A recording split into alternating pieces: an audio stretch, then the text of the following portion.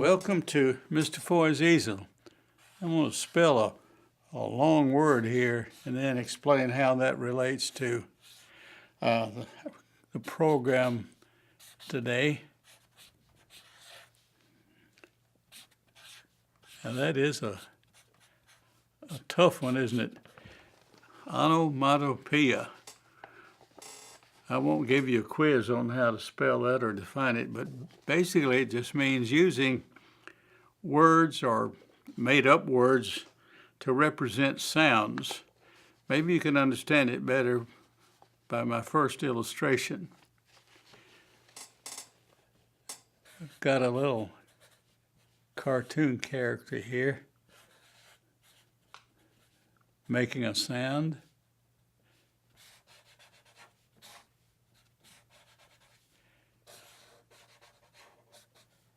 He's a frog, perhaps sitting out on a lily pad.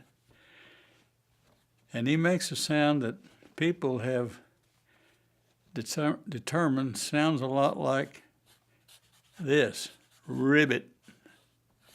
And I'm not sure whether that's a real word or not.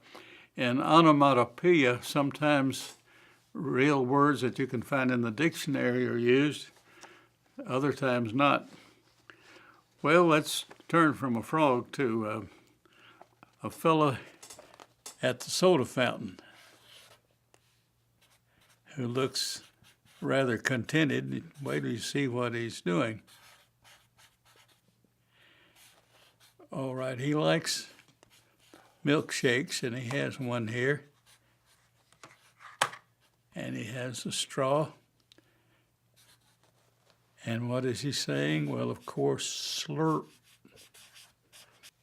All right, now here's another example of, you might say, non-words used in comic art and maybe elsewhere. Here's a fella out in the cold. I'm not going to draw the snow or cold wind or whatever, but you can see that he's really cold, and a lot of times in a situation like this, the person is saying, brr. I'm not sure you can find any of these words in the dictionary, but anyway, these are good examples of that big word I told you about, brr. Another example of a person saying something that's not really a sentence or not in the dictionary. Take this lady here. She's awfully sleepy.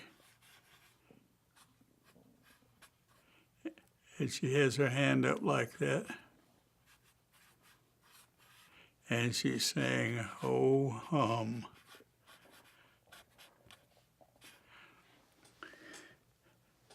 Now, so far we've had the character saying something, whether it's real words or not. But now here's a term that you use to describe what's happening to somebody. Take this fella here. He was just sitting out in his yard, enjoying the nice weather and maybe reading his paper. And next door there's a ball game, and look what happens. The ball comes over and boink.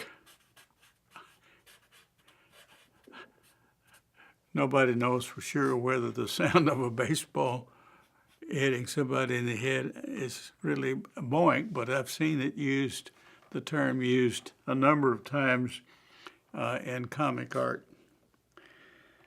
Now let's take a look at some more critters. I started out with the frog, but other critters are awarded special sounds or consigned special words to try to describe the sound they make. Here's a happy, shall we say, contented cow. And most often when you have a cow, shall we say, saying something, it's moo. Sometimes extra zeros or extra O's rather are added just to indicate the way cattle are supposed to sound. Since I've returned back to animal characters, let's continue with a few more. A bumblebee. Let's say this, it's kind of hard to draw a bumblebee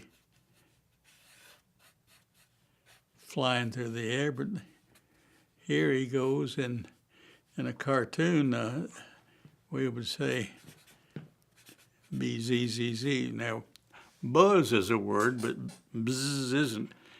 And that's the way a bumblebee is supposed to sound. Onomatopoeia. Well, let's take a short break and we'll look at some more critters and the sounds they make.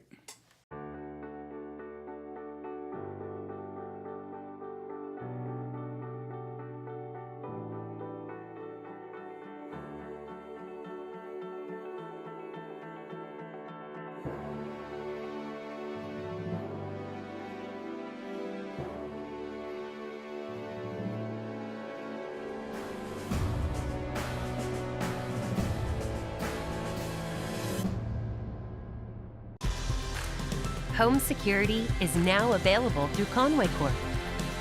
It's an advanced solution backed by people you know and trust. Customize your system with motion detectors, sensors, light controls, and more, all managed from your wireless touchscreen or mobile phone. It's an easy way to protect the things that matter and the ones who matter most. It's safety for you, powered by Conway Corp.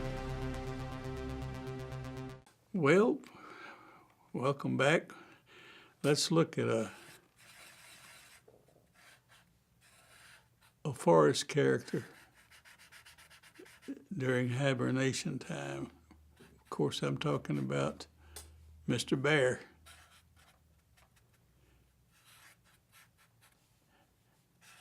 I don't know if bears have pillows in their dens during hibernation or not, but the buzz of the bumblebee reminded me of some more Z's.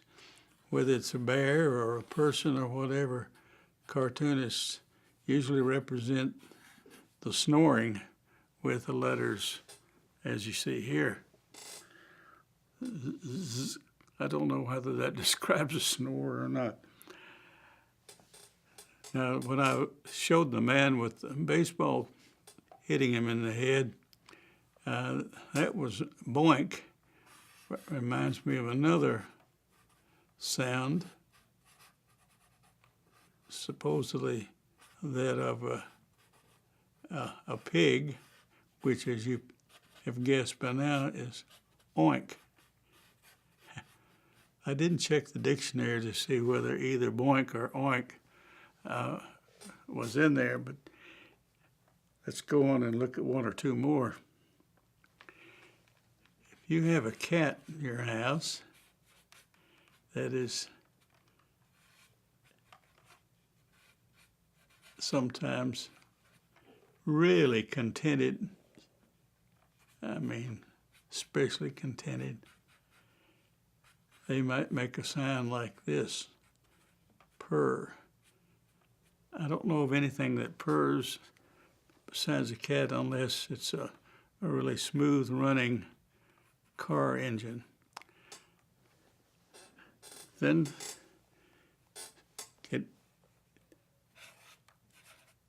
getting once again to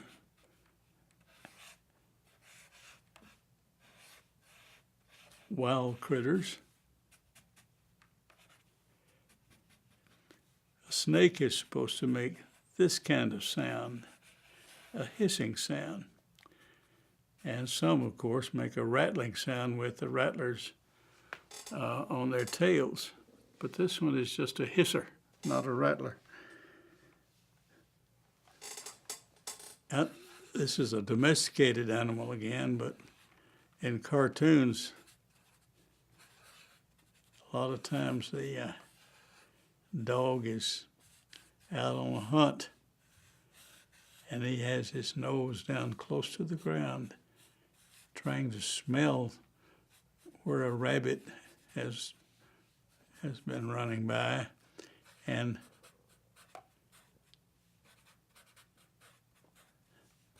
the activity here is described as sniff, sniff. One or two more characters, and then we'll switch to something else.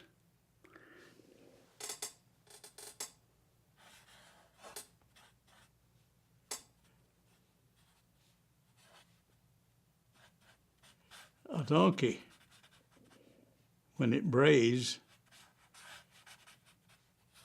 the sound is called hee-haw.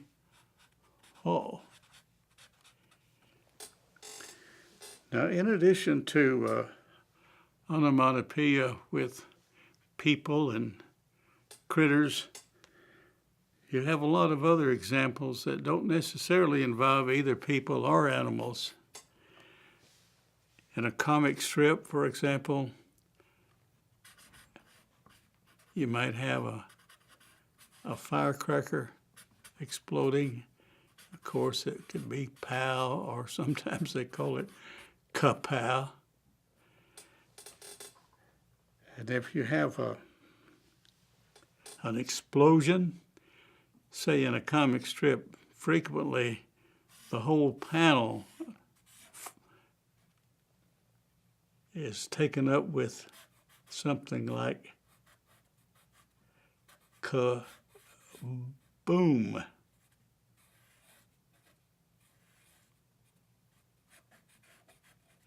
With a lot of color, of course, which I don't have right here, but kaboom, kaboom, kaboom.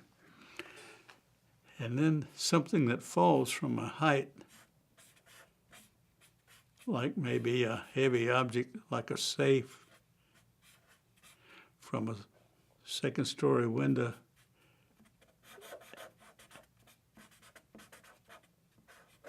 It might be described as thud.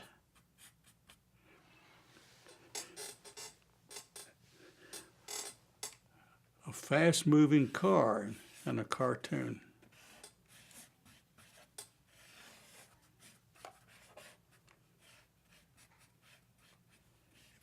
Especially if it just recently accelerated. I've seen this word, if it is a word, it's supposed to describe the sound of this speeding vehicle. Vroom. And getting back to people, one that I want to add here is a happening that is in what used to occur in movies, but of course is sometimes represented in the comics. Somebody gets hit in the face with a cream pie, and the sound is described as splat. Well, that's enough of onomatopoeia, maybe too much. Remember, you can contact Mr. Forrest Easel at conwaycorp.com.